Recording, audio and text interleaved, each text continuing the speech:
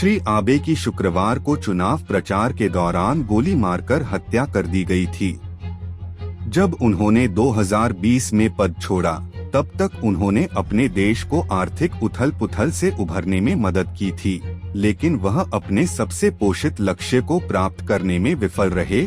दशकों के बाद के शांतिवाद के बाद जापान की सेना को सामान्य करना। जापान के सबसे लंबे समय तक रहने वाले प्रधानमंत्री शिंजो आबे, जिन्होंने अपने देश के युद्धभूतों को हराने के लिए इसे अपना राजनीतिक मिशन बना लिया, लेकिन जापान को एक सामान्य सैन्य शक्ति के रूप में बहाल करने के अपने अंतिम लक्ष्य से कम हो गए कि शुक्रवार को जापानी शहर नारा में हत्या कर दी गई। वह 67 वर्ष के थे। चुनाव पूर्व एक कार्यक्रम में एक भाषण के दौरान बंदूक की गोली के घाव के परिणामस्वरूप उनकी मृत्यु की पुष्टि नारा मेडिकल कॉलेज अस्पताल में आपातकालीन चिकित्सा के प्रोफेसर डॉ हिदेतादा फुकुशिमा ने की थी। श्री आबे राजनेताओं के एक कट्टर राष्ट्रवादी परिवार के वंशज, जिसमें एक दादा भी शामिल थे, जिन पर प्रधानमंत्री बनने से पहले युद्ध अपराधों का आरोप लगाया गया था, ने 2012 से लगातार 8 वर्षों तक जापान का नेतृत्व करके इतिहास रचा। यह न केवल जापान के प्रधानमंत्रियों में तेजी से कारोबार के रिकॉर्ड के कारण, बल्कि इसलिए भी कि श्री आबे देश के नेता के रूप में अपनी पहले की दुर्भाग्यपूर्ण भूमिका में सिर्फ 1 साल तक जीवित रहे। यह दीर्घायु का एक उल्लेखनीय उपलब्धि था, लेकिन कार्यालय में उनके लंबे कार्यकाल ने उनकी 2 प्राथमिक महत्वाकांक्षाओं के लिए केवल आंशिक जीत हासिल की है। दशकों के बाद के शांतिवाद के बाद जापान की सेना को ढीला करना और एबेनोमिक्स नामक एक कार्यक्रम के माध्यम से अपनी अर्थव्यवस्था को कूदना और ओवरहाल करना। और अगस्त 2020 में एक जापानी नेता द्वारा सबसे लंबे निर्बाध कार्यकाल का रिकॉर्ड स्थापित करने के ठीक 4 दिन बाद श्री आबे ने खराब स्वास्थ्य के कारण प्रधानमंत्री के रूप में पद छोड़ दिया।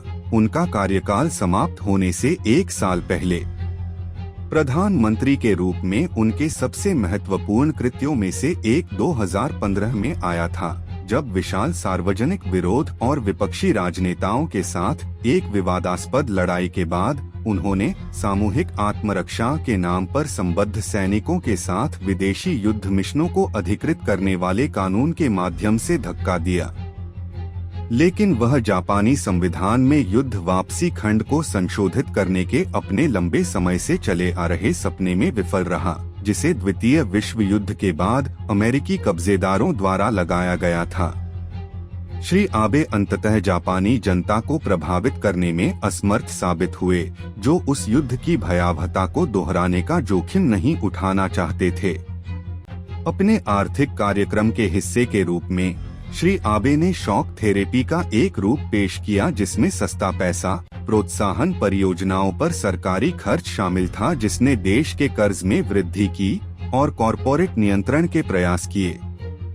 इस संयोजन ने उनके कार्यकाल के शुरुआती वर्षों में परिणाम दिए, अर्थव्यवस्था को अविश्वसनीय उथल-पुथल से ऊपर उठाया और श्री आबे की अंतर्राष्ट्रीय प्रोफाइल को ऊपर उठाया।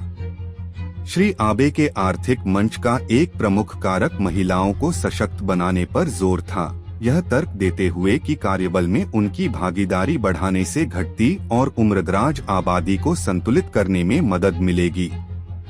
लेकिन उनके वुमेनोमिक्स एजेंडे के कुछ शुरुआती वादे, जैसे नेतृत्व और सरकार में महिलाओं की हिस्सेदारी में भारी वृद्धि, को पूरा नहीं किया गया है। अंतर्राष्ट्रीय मंच पर श्री आबे उन कुछ विश्व नेताओं में से एक थे जिन्होंने राष्ट्रपति डोनाल्ड जे ट्रंप के साथ लगातार घनिष्ठ संबंध बनाए रखा। उन्होंने अमेरिकी नेता द्वारा 2 यात्राओं की मेजबानी की, जिसमें एक में श्री ट्रंप ने नए सिंहासन पर बैठे सम्राट नारुहितो से मुलाकात की। श्री आबे ने राष्ट्रपति बराक ओबामा की भी मेजबानी की, जब वे द्वितीय विश्व युद्ध के अंत में संयुक्त राज्य अमेरिका द्वारा गिराए गए 2 परमाणु बमों में से एक हिरोशिमा का दौरा करने वाले पहले अमेरिकी राष्ट्रपति बने। और चीन के साथ वर्षों के ठंडे रिश्ते के बाद श्री आबे ने एक गर्म युग की शुरुआत करने की कोशिश की, जब एक जापानी प्रधानमंत्री ने 7 साल में पहली बार 2018 में बीजिंग का दौरा किया, जब उन्होंने राष्ट्रपति शी जिनपिंग से मुलाकात की।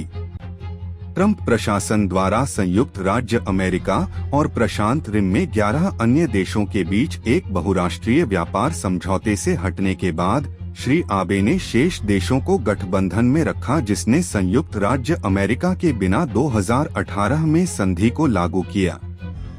युद्ध के अंत में सोवियत संघ द्वारा जब्त किए गए जापान के उत्तर में 4 विवादित द्वीपों के निपटारे की उम्मीद में उन्होंने रूसी राष्ट्रपति व्लादिमीर पुतिन के साथ कई बार मुलाकात की।